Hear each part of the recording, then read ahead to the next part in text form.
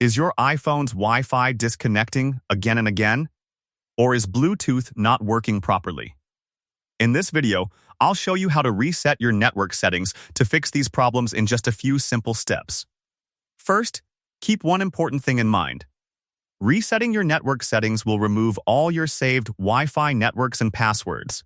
It will also disconnect your Bluetooth devices and reset your cellular network settings. So, if there's any Wi-Fi password you don't remember, make sure to save it before continuing.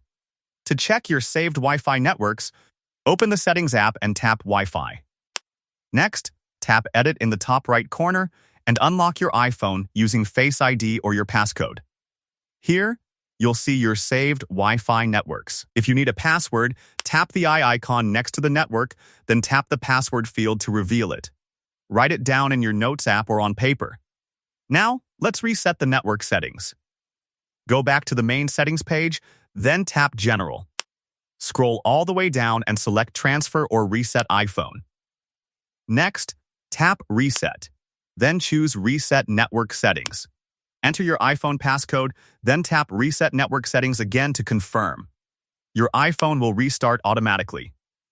Once it's back on, all your Wi-Fi, Bluetooth, VPN, and cellular network settings will be reset.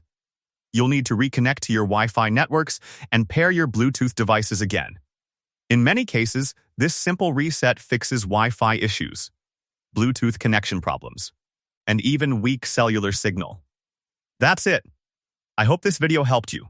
If it did, don't forget to like this video and subscribe to the channel for more helpful iPhone tips. Thanks for watching.